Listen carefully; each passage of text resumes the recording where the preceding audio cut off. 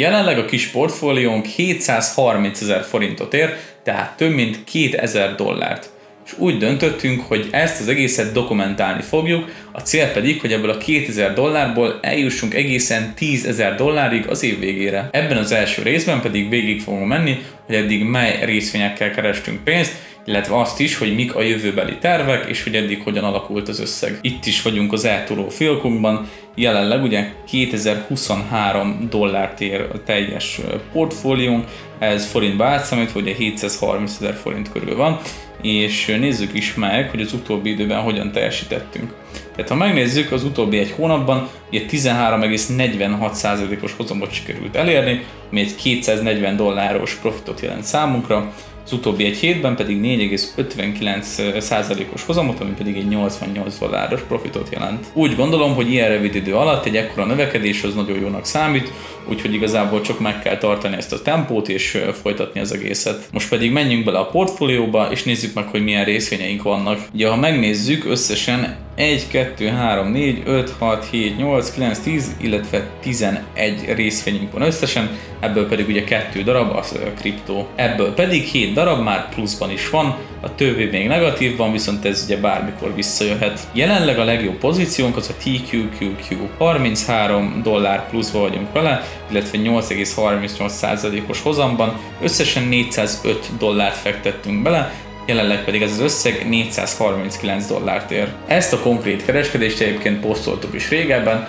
a Premium Patreon csoportunkban, ahol már több mint 60-an kereskedünk együtt. Ha szeretnél te is velünk együtt kereskedni, illetve másolni a kereskedéseinket, akkor ezt nyugodtan megteheted, ugyanis a leírásban ott van a link, és tudsz te is csatlakozni bármikor.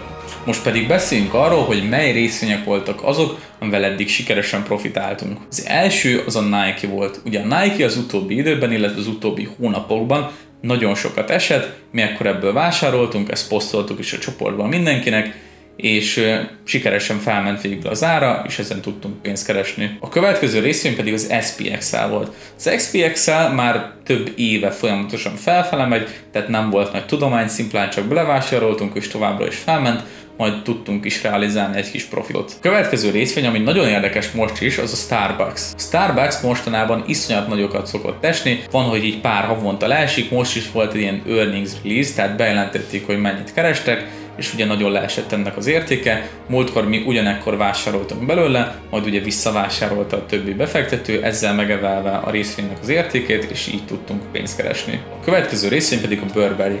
A Burberry ugye Angliában, Londonban alapított cég, ugye ez egy luxusmárka. Jelenleg nagyon lent van az értéke, a saját véleményem szerint egészen alulértékelt. Mi szimplán csak annyit csináltunk, hogy vásároltuk belőle, amikor olcsó volt, majd később ennek felment az értéke, ugyanis más befektetők is észrevették, hogy nagyon alulértékelt jelenleg ez a cég. Most pedig következzen az a részvény, amivel eddig a legtöbbet kerestük, ez pedig nem más, mint a GameStop részvény. A GameStop az olyan, mint itthon Magyarországon az 576, csak ennek az amerikai változata. Ugye ennek az igénye az nagyon lement, tehát már nincs akkora igény ezekre a videójáték fizikai boltokra, úgyhogy ezt a céget sortoltuk, és rengeteget kerestünk vele, ugyanis majdnem csődbe ment a cég azóta. Az utolsó pedig nem más, mint a Bitcoinnak a sortolása. Mostanában egy nagyon nagy trend volt, hogy felment a Bitcoin, rengetegen vásároltak belőle, és nagyon nagy hype volt körülötte, rengetegen azt mondták, hogy fel fog menni 100 000 dollár fölé is az értéke, viszont mi észrevettük, hogy ez egy bubble, úgyhogy elkezdtük sortolni, és végül be is jött az ötlet, ugyanis leesett 56 000 dollár az értéke, mi pedig olyan 70 000 dollár körül kezdtük el sortolni. Az első részben ennyit akartunk elmondani. Végig akartunk menni a portfóliónak az állapotán, illetve azokon, hogy mely részvényeken profitáltunk eddig. Továbbra is posztolni fogjuk a kereskedéseinket, tehát ha szeretnél velünk együtt kereskedni, akkor ezt megteheted a Premium Patreon csoportunkban, Golden Goat Group néven.